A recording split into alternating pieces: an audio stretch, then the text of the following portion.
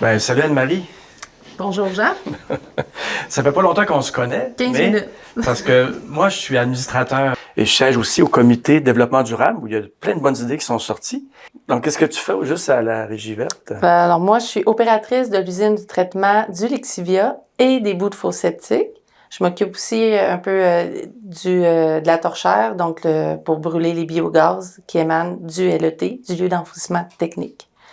Donc, on rejette à peu près 58 000 mètres cubes d'eau dans la Jacques-Cartier par année. C'est l'équivalent à peu près d'une hausse à jardin, l'écoulement de l'hausse à jardin dans la Jacques-Cartier.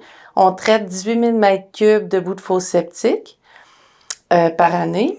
Dans le fond, la boue déshydratée, il y a comme un système, les boues de fosses septiques, en fait, le camion rentre dans l'usine, et on la dégrille, et ensuite on la passe dans un pressoir et on fait une boue déshydratée avec ça. Et puis cette boue-là, elle est revalorisée dans les champs des cultivateurs de la région. Donc, c'est comme une économie circulaire qu'on fait au sein de notre région de Portneuf. Alors, vous, dans votre rôle, on a parlé un peu sur quel conseil vous siégez, mais ça fait quoi en gros? Ben, en gros, on a une réunion par mois où là, tous les représentants de chacune des municipalités sont là. Et c'est présidé par le président de la régie qui est aussi le préfet de la MRC de Portneuf, mais ça inclut pas juste des municipalités de Portneuf. Il y a d'autres municipalités, de la MRC de Jacques-Cartier. Il y a même des territoires non organisés qui ont un siège. Et puis, il y a une municipalité aussi de la MRC, là, Mekinac, juste à côté. Donc, on couvre un grand territoire. Mais il y a aussi un comité de développement durable où j'ai la chance de siéger. Puis, il y a plein de bonnes idées qui ressortent de là. Entre autres, je pense que l'idée d'avoir un gala ou d'avoir une certification pour certaines entreprises vient de ce comité-là. Il y a plein de plans de communication qui est développé pour essayer de sensibiliser encore plus la population à trier mieux et jeter moins. Ça représente beaucoup, ça, les fosses septiques. C'est un gros travail qu'on a à faire pour aller cueillir toutes ces boues dans chacune des résidences qui ont ça. Puis c'est à toi qu'on envoie ça comme ça. Oui, tout à moi. C'est la régie. Elle possède une flotte de camions de boues de fosses septiques. Je crois qu'on en a 4. Et puis, il y a une coordinatrice aux installations de boues de fosses septiques qui fait une cédule pour l'année. Normalement, notre grosse saison, c'est de mai à novembre, mais on en reçoit pendant toute l'année pour ceux, entre autres, qui ont des fosses fermées, dont ceux proches des lacs. Ça change aussi tous les procédés de l'usine. L'hiver, on reçoit beaucoup, c'est du Lexivia pur qu'on a dans un bassin d'accumulation à l'arrière de l'usine. Et puis, quand vient la saison des boues de fosses septiques, alors là, on récolte tout le filtrat de ces boues-là. Et puis là, on a une autre mixture. Donc, mon travail au quotidien, c'est je sais jamais qu'est-ce que je vais traiter parce que j'ai pas d'emprise sur ce qui est jeté par les citoyens, mais il faut que je compose avec ça pour la sortir aux normes environnementales qui est exigées par le ministère. Est-ce qu'il y a des grands défis dans ton travail de tous les jours?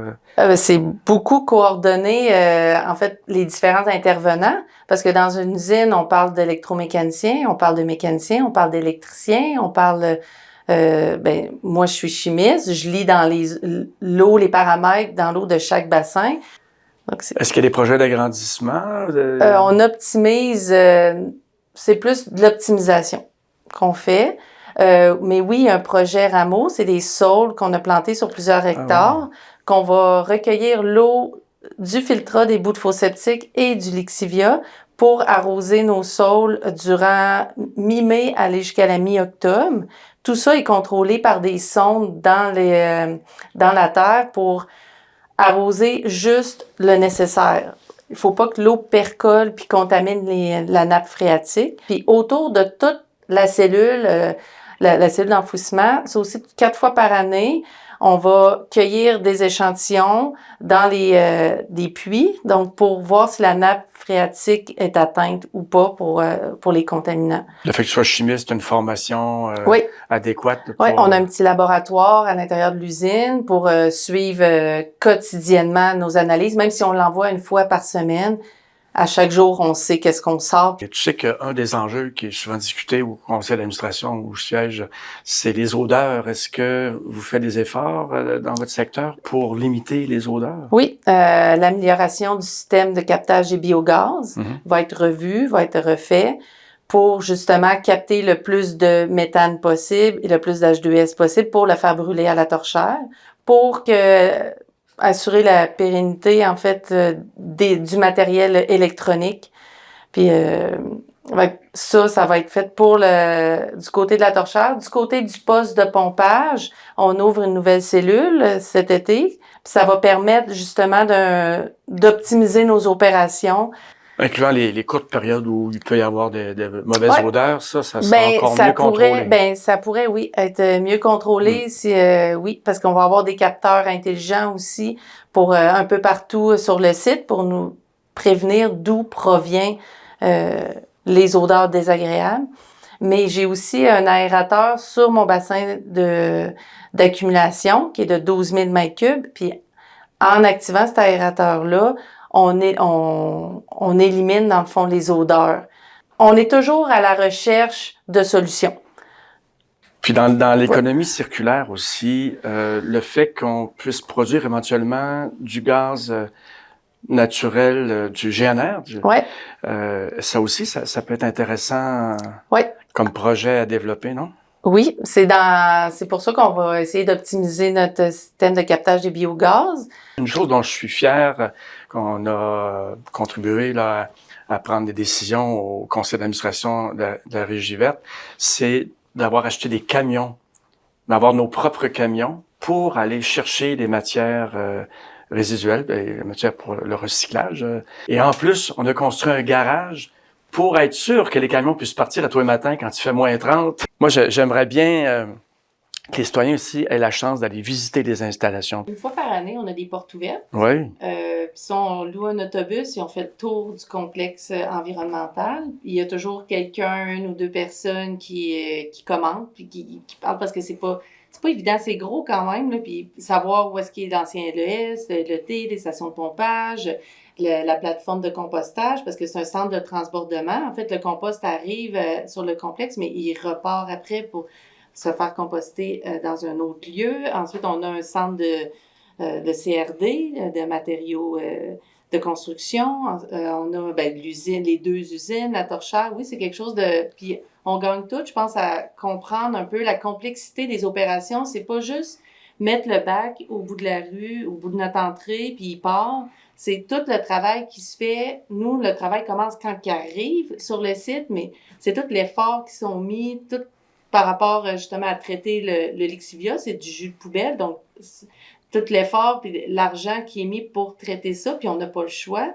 Puis tout ça, les odeurs, le captage de biogaz, c'est des déchets, dans le fond, qui sont enfouis dans la cellule, dans les membranes, c'est hermétique. Donc là, le gaz, dans le fond, par la décomposition, mais c'est là qu'il faut aller le capter. Donc c'est vraiment, c'est un laboratoire à air ouverte là, dans lequel on vit. Là. Oui, c'est toujours intéressant de savoir que quand on met quelque chose dans notre bac de recyclage, de voir que c'est bien vrai qu'il part et qu'il s'en va se faire valoriser ou recycler, ou ça peut nous sensibiliser encore plus à essayer de mieux trier nos choses, sachant que ça peut même occasionner des blessures à certains employés à l'autre bout si on n'a pas mis les bonnes choses. Il y a combien d'employés sur place qui... 70 à peu près. Donc, là, ça aussi, de voir ces gens-là à l'œuvre, ça peut nous sensibiliser encore plus, de dire, oui, il faut faire attention à ce qu'on met dans le bon bac et tout ça. C'est à la source que ça se passe. C'est dans chaque maisonnée, c'est de mettre les choses au bon endroit parce qu'un coup qu'ils sont dans le camion, c'est un peu trop, c'est trop tard, là. Donc, c'est chaque personne, c'est l'effort individuel qui va faire une différence au point collectif. Comme par exemple... On adore ça, c'est pareil. Moi, je dois chauffer 2 bassins dans mon usine, puis j'ai une chaudière à biomasse, puis le copeaux de ça provient du centre des matériaux de construction. Donc, c'est sur place qu'on le déchiquette. Puis on le met dans un entrepôt, puis moi, je l'utilise l'hiver. Puis ce que je voulais revenir au bac brun, c'est une fierté dans Port-Neuf, parce qu'on peut mettre tout ce qui est les papiers mouchoirs, on peut tout mettre. C'est vraiment le fumier, les litières de chat, on peut mettre tous les déchets. C'est quelque chose qu'on peut être fier dans Portneuf. C'est vraiment le gros bac brun. Je sais qu'il faut terminer, mais c'est aussi important, les nouvelles réglementations, les nouvelles mesures ont commencé. Tout ce qui est emballage, on se pose plus trop de questions. Ça va dans le bac vert ou bleu, là, ça dépend de la couleur que vous avez à la maison. Puis ça va faire contribuer, puis qu'on a moins de choses qui vont dans le lieu d'enfouissement. Oui. Ben, merci Anne-Marie, ça me fait plaisir. J'ai hâte d'aller revisiter les installations, puis que tu puisses nous expliquer ça encore plus en détail. Oui, je suis bien accueillante.